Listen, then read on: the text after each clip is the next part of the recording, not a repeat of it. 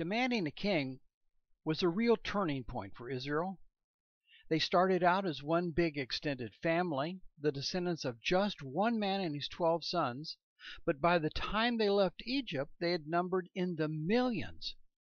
From the time of Moses and Joshua, Yahweh had directed them through a series of judges and deliverers until in 1050 BC they insisted on an earthly king. Well, kings Saul, David, and Solomon ruled the nation for about 120 years with apparent success.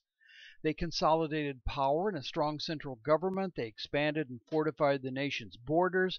They destroyed, subjugated, or at least came to terms with the nation's enemies around them. And they brought Israel to the pinnacle of power, prestige, and influence, not only in their local region, but throughout the known world. Foreign dignitaries were visiting from afar, money and trade goods were flowing in, and the nation had finally achieved peace. Then, almost immediately after Solomon's death, everything just fell apart. Building resentment in the north exploded into a full revolt just when the new king was least capable of rising to the occasion. 10 tribes seceded from the Union and formed their own independent northern kingdom of Israel. Now, similar to America's Civil War, the Northern Rebellion initiated a war that cost countless lives, but unlike our war, this one dragged on for generations. A modern textbook might describe the American Civil War by jumping from Fort Sumter to Washington to Richmond on to Gettysburg and Appomattox. Or it might begin with Abraham Lincoln, then move on to Jefferson Davis, Lee, Grant, Sherman, Stonewall Jackson, all the key players in the war. No matter how it's presented, though, historians don't want to just present a bunch of facts. They want to convey a sense of what's happening and how these facts fit together. They can't possibly tell us everything, so they pick and choose what they think is most important, then organize these in some meaningful way. Well, the writer of the Book of Kings records the history of the divided Israel by shifting back and forth between the two kingdoms. He tells us what happens in multiple places, often at the same time, and with some overlap. Like their modern counterparts, Bible historians just can't tell us everything that happened, so they pick out the most important things they think we should know. But Bible historians generally ignore the generals and most of the battles. They concentrate on who the kings are and what the kings did. What makes this confusing is that some of the kings have the same name as other kings. Some names are just different spellings of the same name, and some kings are called by different names at different places in Scripture, and some kings even change their name or have their name changed for them. To make matters worse, there's very few exact dates in Scripture. There's reigns that seem to overlap. There's gaps between some kings where nobody seems to be in charge. There's even disagreement over the exact number of kings. The list I'm using comes from my own study Bible, and it might be different from yours, but I'm not trying to prove these are the correct names and dates. I only want to show a consistent time frame so we can look at how these kings relate to each other, how they relate to other kings and other nations, and how they relate to their God. For example, you can see that 3 different kings reigned in Israel while Jehoshaphat was on the throne in Judah. Jehoshaphat became involved with each one of these guys to his detriment. Hezekiah reigned in Judah right after the destruction of Israel by Assyria, and it's easy to imagine him sitting safely in the southern kingdom watching the destruction and understand his confrontation with the Assyrians when they come to get him. Kings and Chronicles focuses on these rulers as archetypes of their respective kingdoms because these were the men entrusted with the oversight of God's people. God specifically selected each king and held each one personally responsible for the spiritual condition of his kingdom. However, the Bible writers evaluate a particular king, then we can extrapolate from that king to his entire nation. Well, thankfully, the Bible writers do standardize their format somewhat. All the kings are presented in chronological order. The ascension dates are given relative to whoever was reigning in the opposite kingdom. The length of each reign and a brief spiritual evaluation is given. Descriptions usually include notable events in the king's life, and every description describes the king's death and names his successor. If any source material is used, that's cited also. For the kings of Judah only, the additional information that's provided is the age of the king when he assumed the throne and the name of the king's mother. Now, not everyone has all this information, but this is the general template. Okay, here's another question. What was the cause of the division of Israel?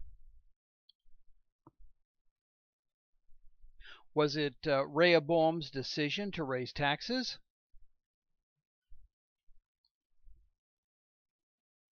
Was it Solomon's unfaithfulness in giving in to his many foreign wives? Did it result from the people breaking their agreement with Yahweh? Did it stem from the people's just overall general unfaithfulness over the years? Or was it simply because God predicted it and knew with certainty that it was going to happen? Well, the correct answer, yes, all of the above.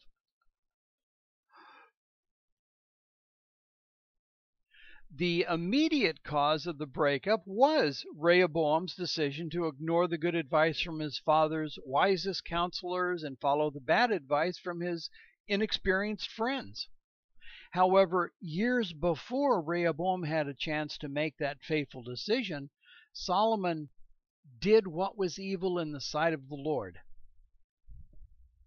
So Solomon did what was evil in the sight of the Lord, and did not wholly follow the Lord, as David his father had done. Then Solomon built a high place for Chemosh, the abomination of Moab, and for Molech, the abomination of the Ammonites, on the mountain east of Jerusalem. And so he did for all his foreign wives, who made offerings and sacrificed to their gods. And the Lord was angry with Solomon, because his heart had turned away from the Lord, the God of Israel, who had appeared to him twice, and had commanded him concerning this thing, that he should not go after other gods. But he did not keep what the Lord commanded. Therefore the Lord said to Solomon, Since this has been your practice, and you have not kept my covenant and my statutes that I have commanded you, I will surely tear the kingdom from you and will give it to your servant. Yet for the sake of David your father, I will not do it in your days, but I will tear it out of the hand of your son. However, I will not tear away all the kingdom, but I will give one tribe to your son, for the sake of David my servant, and for the sake of Jerusalem that I have chosen. God specifically told Solomon, I will tear the kingdom from you and give it to your servant. I will not do it in your days, but I'll tear it out of the hands of your son, and I will give one tribe to your son for the sake of David.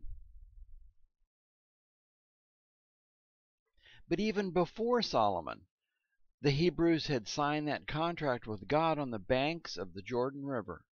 It basically allowed party of the first part, God, to execute judgment on party of the second part, Israel, if party of the second part fails to comply with the full terms and conditions of the contract set forth therein. Party of the second part didn't comply. And this occurred because the people of Israel had sinned against the Lord their God, who had brought them up out of the land of Egypt from under the hand of Pharaoh, king of Egypt, and had feared other gods, and walked in the customs of the nations whom the Lord drove out before the people of Israel, and in the customs that the kings of Israel had practiced. God had repeatedly warned them that terrible things would happen if they followed after other gods. The breakup of their nation could be construed as the precursor to the inevitable dispersion Yahweh literally guaranteed them in that contract. Then again, Israel was always running after other gods, right? Only 3 days after witnessing the destruction of all of their enemies in the Red Sea, they wanted to return to the gods of Egypt. 3 days. Later on, even before they got a chance to read the Ten Commandments, they built and worshipped a golden calf. Once they got into the Promised Land, they intermarried with the very people they were supposed to drive out, and thereafter they continued to be infatuated with all these other gods.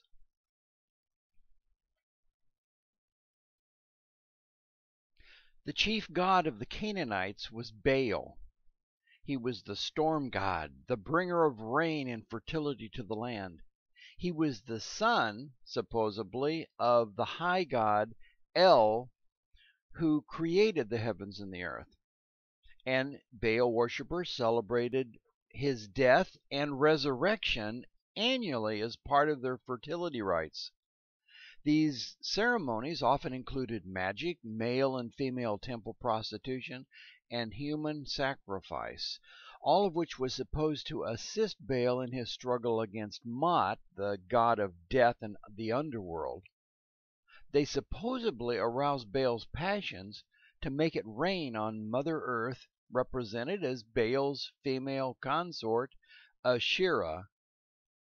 Well, knowing Asherah was Baal's girlfriend explains the Asherah poles associated with Baal worship. And knowing that Baal was the god of rain, thunder, and lightning explains some of Elijah's confrontations with King Ahab and the priests of Baal. Yahweh's 3.5-year drought was a direct challenge to Baal's ability to make it rain. And challenging Baal to incinerate his worshippers' sacrifice on Mount Carmel was another slap in the face. Let's see who really can produce fire out of the sky. Judah also did not keep the commandments of the Lord their God, but walked in the customs that Israel had introduced. And the Lord rejected all the descendants of Israel, and afflicted them, and gave them into the hand of plunderers, until he had cast them out of his sight. Palestine is hot and dry. Without water, each and every year people died. So Baal religion was a very popular real-world choice in this area. But it's important to remember that the Hebrews never completely abandoned Yahweh. They just modified Yahweh worship to accommodate this more practical religion. They incorporated the worship of Baal and other gods into their existing Yahweh worship, essentially having one god for those big crisis situations and other gods for everyday practical use. The Israelites were simply covering all the bases. And there's a theological term for this, and it's called syncretism.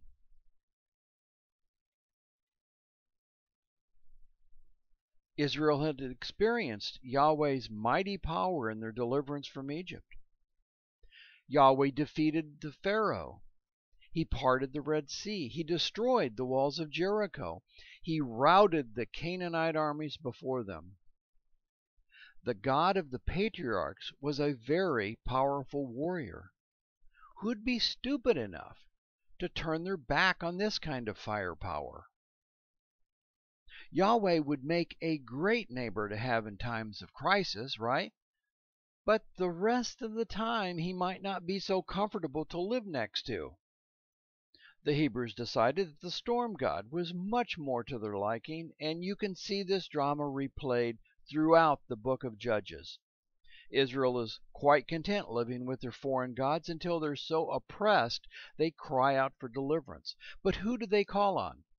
Baal? No, they don't need more rain. They need the Terminator.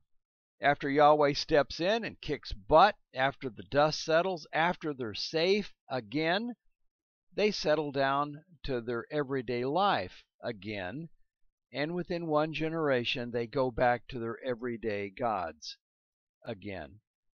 They don't need Yahweh until the next crisis.